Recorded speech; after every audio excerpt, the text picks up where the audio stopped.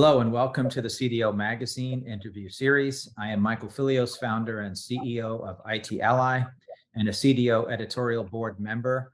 And we are partnering with CDO Magazine, MIT, CDO IQ, and the International Society of Chief Data Officers in a series of interviews.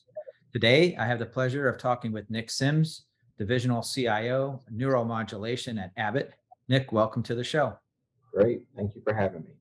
How do you balance the needs of your business unit with those that might be at the center or, at the a higher level of the organization at the enterprise level? And does that change the priority for you given med devices and the work that you do compared to maybe the rest of Abbott? No, I don't think so. It's I would say less of a balancing act because when you put the consumer really at the forefront and the focus of what we're trying to do, and being at a company that has been in business for over 135 years, we've learned a few things about innovation. We've learned a few things about how to focus, and the consumer is at the center of our business. And with that said, we're all focused in on that, and it sort of rallies us around how do we balance the business, balance the things like investing in cybersecurity, or balance things like investing in tech debt, which just about every company has. Even recent startups start to have it, right? And how do you manage both doing innovation as well as actually shoring up things that as you move fast, or as you acquire other companies, or as you acquire this tech debt to really move you forward. So I think it's an important balance, but when we focus back on the consumer and the health of our business, is a way to anchor us to make the best decision for consumer. Just in full disclosure, I did not pay Nick to talk about tech debt or mention tech debt, but I appreciate the shout out there. Certainly, it's a topic near and dear to my heart.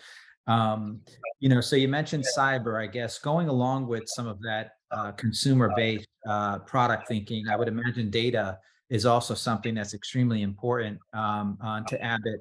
And of course, as a CIO, you probably understand that data is owned by multiple people and functional areas and departments. So talk to us a little bit about how you go about data governance and prioritizing how that gets managed inside of the business and maybe more broadly inside of Abbott. To look at Abbott's position around data, and we are very much, in some ways, we're very broad and we're open with sort of data policies. In other ways, we have to be very segmented with data because the healthcare industry is very regulated. Mm-hmm. And there are many different policies and procedures and things that we have to follow in order to bring our products to market. So one of the easiest things to do is to follow the rules. Mm-hmm. Okay, you follow regulations, you follow rules, you make sure you're doing those things appropriately. And then two, you be very cautious about opportunities where it may make sense to share. It's how you share. It's how we make sure our systems are validated and accurate and right. So I think, in my experience, Abbott leans on the conservative side of how we think about data and sharing and access rights, and we open up where it makes sense, and we provide access where it makes sense. I think we have healthcare as a whole, not just Abbott, is probably on a journey to catch up with how we see in other areas of our lives, consumer data usage, sharing of data via social media. When you have industries that are locked down, like aerospace or healthcare or financial services, there's just different things and different rules to think about. So I would say that we're innovating inside of the box, okay? Mm-hmm. I mean, how we think about data, and we're maturing within our industry and kind of where the rest of the world is going as well. With respect to advice that you would give, Nick, to a small business owner that's thinking about leveraging data and analytics, that maybe doesn't have all experience and resources, both people and financially, otherwise, what advice would you give to a small business owner that's thinking about leveraging these great tools like AI and ML and data analytics? I continue to partner with small business. I continue to remain connected in both my own pursuits, investment, as well as the startup community, more broadly, right? So see these things come up, and I think that it's really important to just make decisions that are relevant, for the size of company that you are. Know that there's power in these tools, and to make decisions that are smart in a way that hey, if you don't actually have this expertise, but you need to leverage this, you think it's important to leverage. There's certain things that we do and we like to differentiate. There's others that we pay for, Mhm. right? And if this is an area where your company wants to differentiate, go at it, right? Build the, next best smart chat bot, really for, your company, or, you can be apply Python or R coding if you want to. But if you're not skilled in that area, this may be an area where you buy, and Mhm. there's a lot of great technology out there that you can actually apply very easily and cost effectively that would provide a lot of value for it. I wouldn't say that this is an area for small business just to close its eyes and not participate. The data uh, um, policies that are out there, governance and machine learning and AI, they're not going away. And it's only going to become even more pronounced as we start to use those things and those tools in our daily lives. And they become business critical and Mhm. start to impact us. So, don't sit on the sidelines, participate, and find ways to merge it into your business. Yeah, I think it's great advice, and we like to think about it in that technology has somewhat leveled the playing field, for small businesses that now have access to enterprise grade technology that maybe 10 years ago they didn't, but because of the cloud and innovation, it's being made available. So it's more of a question of making it relevant to your point, right? How do we find the use cases and the applicability to bring and introduce these technologies to the organizations? To create some differentiation and value.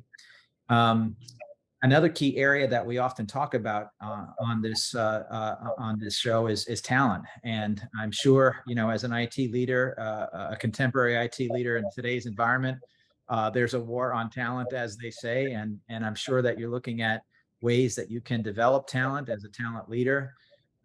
Maybe you can share a little bit of perspective in terms of how you view talent with inside of Abbott. What are you seeing in terms of trends and people's aptitudes that need to be developed to support some of this innovative technology that we're talking about here that might need to be learned over time.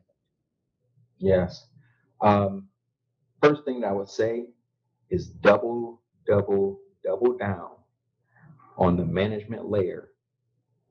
Um, 70 to almost 80% of employees that either leave companies or are dissatisfied, with the direction of their company or their management team is directly attributed to the manager that they directly report to.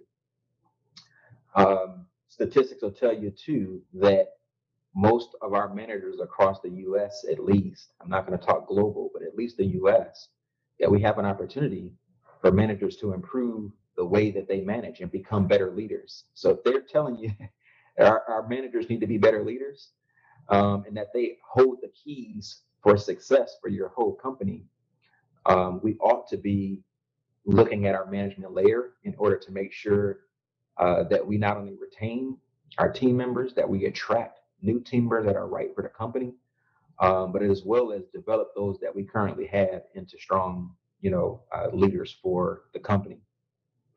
To me, there's been a lot of discussion around, you know, remote policies and work from home. COVID has upended many things and many established methods, in companies. It's caused us to uh, take a strong look at basically how we do business. but I would still anchor on do the things that are really right, right? Invest in your management team, give them the tools that they need to be effective, and they will help us figure out, right? And we'll be able to guide and continue to, lead the organization in a way that makes sense, but they will help us on a day in and day out basis, continue to keep our organization strong. Well, I think that's a great place to end our conversation for today. Nick, thank you so much for joining me. And to learn more about CDO Magazine or to view more interviews, please visit cdomagazine.tech. Thank you. Thank you.